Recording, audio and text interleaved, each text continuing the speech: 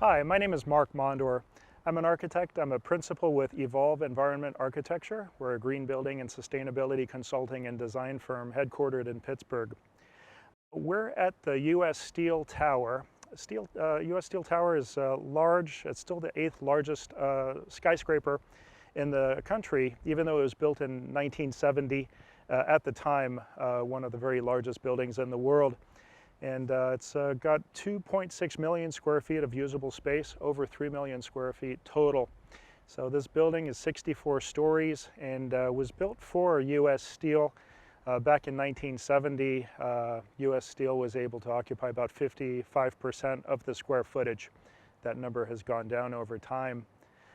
But this building stands as a beacon and the largest building in the region by far. Hope you get a chance to see it for yourself. So here we are in the lobby of Steel Tower. And this building is built like a triangle. Each side is just over 200 feet long. So the triangle itself makes about just over an acre of gross space. Now within it, of course, you have the elevators and the plumbing and so forth that goes up. The elevators start to taper off as you go up, and so the upper floors end up having actually more usable square footage. So this building was not built with energy efficiency or sustainability concerns in mind back in the 1960s and 70s. But over time, as the cost of energy and the desire to run a building more efficiently and the desire for more healthy spaces and more productive spaces came about, in the last 15 years or so, this building has had a tremendous transformation, where it started with one tenant desiring to do LEED certification for their space, and then another and another and another, to where ultimately you have over 27 LEED certified floors as time goes. And so with each of these floors having more efficient lighting, better workplace furniture, better quality healthy materials, better air quality, then the landlord started getting on board with energy reductions on their own, taking advantage of energy efficiency programs to update the equipment, much of which had been outdated, and replacing it with brand new, more efficient equipment. So what you have now is the tenant floors and the building itself in balance, where you have a much more efficient building than originally started.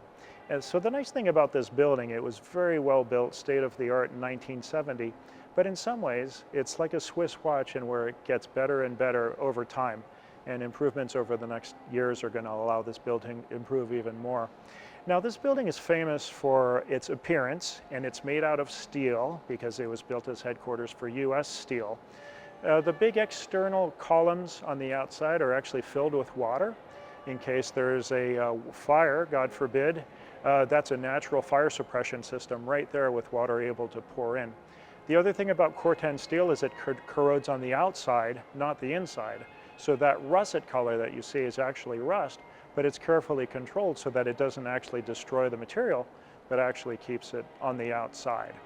Right here in this space, which is a grand lobby space where we've had events and presentations here of various kinds, this is a good example where the light fixtures used to be 1,000 watts, and now what you're seeing, they're about 26 watts LED.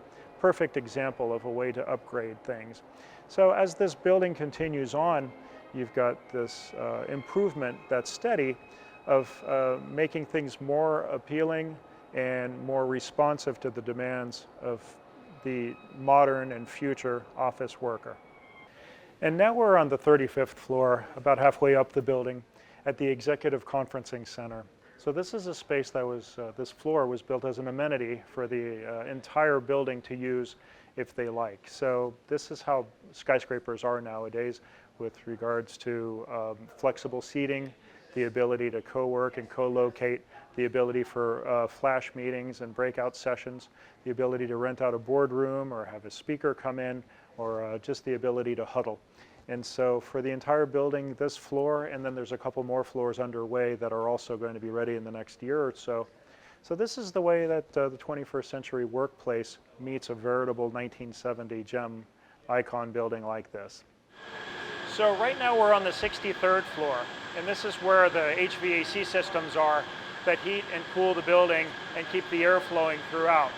So there are 4 floors like this, but this is the biggest one. because it's also attached to the rooftop chillers. So you have a few elements when you're heating and cooling a building like this. You have chillers that are going to keep the building cool, you have boilers that are going to heat the building, and then you have pumps that circulate the water, and you have fans that blow the air through. And so you have to think about 2.5 million square feet of occupancy all getting the amount of electricity, heating, and cooling and ventilation that they all need. Now, one of the happy surprises of this building was that in 1970 it was built so well with the best that was available at the time that over time, as some of these systems became less efficient, they were able to be replaced with more efficient systems. So it was actually a fairly easy transition. In fact, the new equipment is smaller than the old equipment, so if anything, there was some space left over. So if the area behind me looks like it's a little bit deserted, that's why.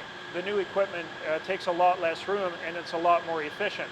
For example, the original light bulbs in the lobby were about 1,000 watts. The replacement bulbs to replace it are about 26 watts. So just like that, you've got about an 85% energy reduction, and on things like that. So we've been able to have a lot of energy efficiency just by virtue of changing things out. Right now, instead of constant volume or constant speed, pumps and fans, they're able to be variable speed. And these are able to now be at the required speed and volume that's necessary for the occupancy in real time. Because this building here has about 10,000 people when it's fully occupied. That's like a small city. So it's a lot of things to keep straight. So one of the things that we're able to do with the energy efficiency is achieve Energy Star certification. That's a certification from the US EPA that looks at the energy efficiency, but at the same time combines it with air quality, light quality, and ventilation. And now we find ourselves on the rooftop. We're 841 feet above the ground. So this right here, this space, is actually the entire 45,000 square feet. It is the largest 1 acre space this high anywhere in the world. So this was originally designed as a helipad, not to mention the exact extruded roof of the building. A helipad, when the building was opened in 1970, in order to allow helicopters or the future aircraft of tomorrow to take those vertical takeoffs that were envisioned back then. So we're here at the very top, and we have a 360-degree panoramic view of the entire city, the entire region. It's really remarkable. You've got the stadiums and the Ohio River down that way. You've got the South Hills and Mount Washington that way. You've got East Hills, you've got Oakland, you've got the universities that way, and you've got the North Hills that way. 360 degrees of green horizon. It's really fantastic. So the other thing you have at the top of the building here is the air intakes, the vent stacks, and the cooling towers. So this building, essentially 2.6 million square feet, has 4 mechanical levels that are grouped in 3 areas. So the very top one is here, there's 2 in the middle of the building, and there's 1 near the bottom of the building. So the cooling towers are here, and they're able to provide enough cooling for the entire building. You also have all the different vent stacks here, and this is where all the plumbing chases ventilate up to the top.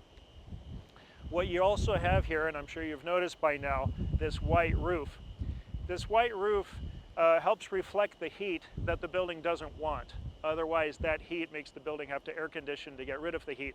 So it's much more ecologically sensitive to have the heat reflecting off of it. So this is called an Energy Star roof, and it's white and reflective. As it is now, this rooftop is not used for very much other than events like this, just because it's so windy up here. But it is a fantastic view. And every great city has a great convention center, and Pittsburgh's no exception. We're standing right now at the David L. Lawrence Convention Center, named after the fabled 1950s Pittsburgh mayor.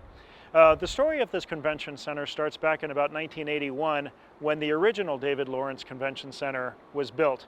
And that had a different concept. It was really a large, 4 large cubes that were stacked against each other, just barely touching each other. It was a structural feat for the time, but before long it became a little bit outmoded and certainly too small. So the idea for a new convention center came about in the late 1990s. And so this convention center here, the idea was to renovate the existing convention center and add on to it as much as possible. Right around that time, in early 2000, late 1990s, Pittsburgh was really starting to become involved in sustainability, and one of the rating systems that had come out around that time was LEED certification, but the idea of reusing the building made sustainability principles part of what was going to be this convention center.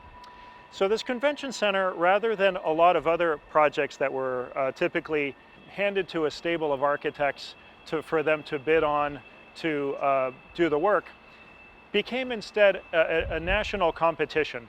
This was the first competition for a civic building in Pittsburgh in over 100 years. Not since the Allegheny County Courthouse had there been a public competition for a large project that was public here. Long story short, the winner of the competition, a New York architect named Raphael Vignoli, came up with the idea of a structural system that was based on a catenary cable. If you picture a string that you're holding out, is basically what you have here. Instead, these strings have about 5 million pounds of force in each of them, these cables that you see, and they're spaced all throughout the entire length of the building, making it that the roof is this elegant gesture. As a matter of fact, when you look at it from the air, it mimics the bridges. We have the Three Sisters bridges right here among Pittsburgh's 446 bridges. So it actually fits right in skyline-wise, it fits right in contextually.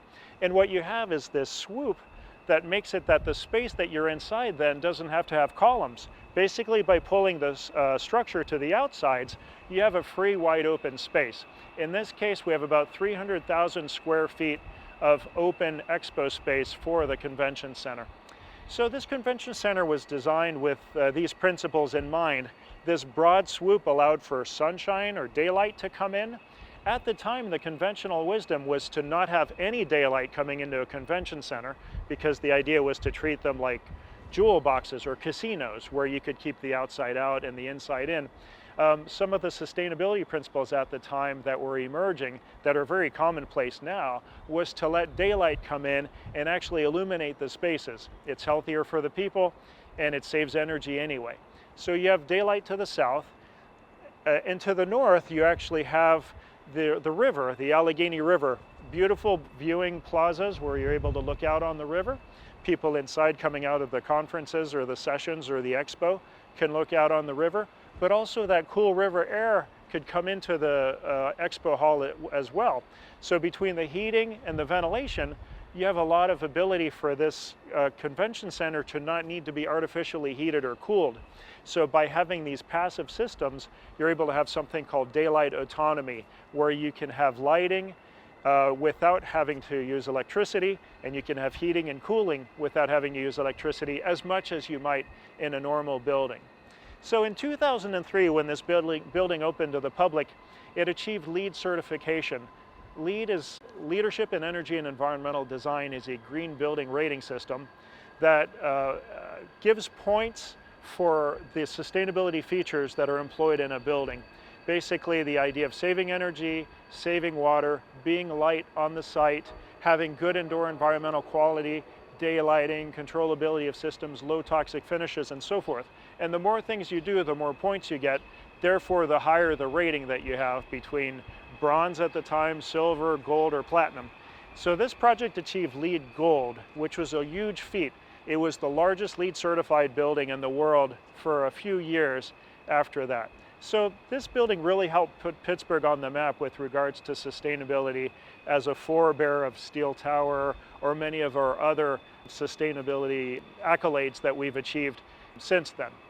So moving onwards then, this convention center performed very well, and a few years later, the ownership, the Sports and Exhibition Authority, wanted to try to figure out how well the building was actually performing and was it living up to the expectations. At that time, they engaged a post-occupancy survey to see how well the building was actually performing, and found that it was performing very well in certain ways and that there were ways to improve as well, which led to a renewed effort to get this building certified for LEED, Leadership in Energy and Environmental Design, for existing buildings. So before long, about 2015 or so, this building achieved LEED for existing buildings, platinum certification for existing buildings. So it became the first convention center to have achieved LEED for new construction and then LEED for existing buildings. And on it goes, because now this convention center is a viable destination for anyone who wants to see sustainability. It's right at the edge of Pittsburgh's Golden Triangle, right up against the river, and it faces right against downtown. Hello, Tim Muldoon, General Manager of the David R. Lawrence Convention Center. Right now we are standing on our recently completed Rooftop Pavilion. We're very proud of this space. We set out to really create some of the most unique outdoor event space in the entire industry and the Pittsburgh community. But we're also, with everything we do, we have a sustainability effort in mind. For us, number one, we're really excited after COVID to sell this space, because when people go to a convention now, they're not just looking to sit in a classroom all day. They want to experience what Pittsburgh has to offer. Right now, up in this rooftop, from one direction you see this great view of our city, and then you see the rivers, which have been a big part of our community and the history of Pittsburgh. But also, from an environmental perspective, what we've done here is we're actually diverting over 100,000 gallons of water that would run into our sewer system. That's really valuable to us as a community, and I think as a David L. Lawrence Convention Center, we've really prided ourselves on being at the forefront of those efforts. On phase 2 of our project, which will be completed in the spring of next year, part of that project is to build 2,400 square feet of garden space that our chefs are going to use in the preparation of food that we serve downstairs in our exhibit hall. We talk about farm to table. What's better than roof to table? And also, this is going to give the community an opportunity to visit the convention center and our rooftop. We're going to definitely partner with some community, for the community food bank, and also different community schools that are going to take part in some gardening initiatives and some gardening training. These are things dealing directly with the community that we're just super proud of, and we think they're going to be a great addition to the Pittsburgh market. So now here we are in one of the terraces at the convention center. So when people spill out of the rooms or the pre-function space, they can actually come out here, have a nice conversation, get a breath of fresh air. What you have here is a green roof that's actually an intensive green roof with high plantings in it. It's about 13,000 square feet. When this was first done about 10 years ago, it was really a little bit ahead of its time. But this brings in an element of sustainability that the convention center was going for, called biophilia, the idea of bringing the outside in and the idea of being at one with nature. So this is actually a butterfly way station where you have actual ability for there to be some biodiversity here. That's actually a part of what people get relaxed by, enjoying the outside here, coming out for a conversation or a stroll in the middle of what could be an intense day inside of the convention center. When the post-occupancy evaluation was performed, one of the things that emerged was that this roof actually made these rooms more desirable than the ones next to the ballroom, because this space was like lungs to them. So it's very enjoyable to be out here. The other thing you'll notice is the actual cables that come down. These 5 million pounds of force that come on each of these catenary cables make their way down through here. So you actually have that aspect of it too, this elegant structural system that you're able to see and walk around. So what this green roof was able to do is really solve two problems at once, giving this beautiful space for people to enjoy, while at the same time solving what was a leaky roof in the first place when this green roof was conceived. So we're able to make it a win-win. So there's another green roof on the other side of the convention center, not quite as big as this one, but has skylights in it, which is a beautiful look. And with regards to water efficiency, one of the things the convention center does here too is it recycles the wastewater, even the water coming from the toilets, and actually uses that for ultimate recycling and reuse in the landscapes. So it actually has black water remediation, which is a very advanced technology that's here at the convention center. So there's really a lot to see as far as sustainability goes here. So here we are standing in the courtyard of the Allegheny County Courthouse. This courthouse was built in 1888, and it was designed by the internationally famous H.H. Richardson, so famous as an architect that he actually has a style named after him, the Richardsonian Romanesque. And so the heavy bricks that you see that are typical of his projects are basically his buildings that you'll see in other cities, notably in the northeast of the US. So this project was actually a competition entered by a number of prominent national architects. H.H. Richardson won this competition by having a straightforward Beaux-Arts classical style of plan, basically 6 symmetrical pieces that are around a courtyard here, which you see behind me and where we're standing. So around that then you have the public coming in from the street. When this courthouse was built, people had to come up the steps to get to the courthouse. It was veritable. Now, of course, given the civilization, the street level is pretty much even with the entrance coming up.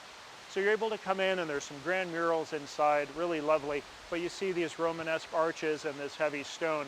This was really important in terms of establishing Allegheny County as a level of permanence with a level of durability that was really important in establishing a sense of community and a sense of institutionality. What you have here as well, the way this building was built very thoughtfully, is that you have 6 levels, and it was designed so that air could flow up through the levels, and that's why you have these tall towers here, one big one facing the street, 2 smaller ones behind me. As those tall towers stand, they have vents at the top, so the hot air wants to rise up and escape. And so on hot summer days, this would draw in the cool air underneath, especially from a fountain like this, bring it through the spaces, and then exhaust out at the top, which made things much more comfortable. And some of the courthouse spaces here are 2 stories tall, so you have like I said, a 6-level building on both sides. So that really helped to make it so that people were more comfortable. This is something that we look to with regards to the resilience of buildings. Buildings that don't need to be artificially heated or cooled or lit and can actually survive through some kind of shock or disruption are notably durable and what we call resilient. So even though this building was designed and built 150 years ago, it's an example of a type of resilient architecture where the durability of the material as well as the way that it was designed can both work for a building that's going to be occupied. Now, of course, in more recent years, there have been renovations, and often when judges come in, they want a renovation of their own courthouse. There are 14 courthouses here in this building that, as time goes, there are renovations that occur. And so over time, things get left behind. And so these chimneys don't work the way that they once did. They've been blocked over from time. But one thing that could be done is reopening those again. In addition to the durability of the stone, you also have a stone roof, and that actually lends very well to what we call a strong envelope. The building envelope, the exterior materials are able to withstand the hot summers and the cold, snowy winters. So you have a building here that's perhaps arguably our most impressive gem in terms of architecture. That's debatable, but it's definitely in the top 5. So hopefully you get a chance to visit this grand courthouse on your own at some point. It's beautiful.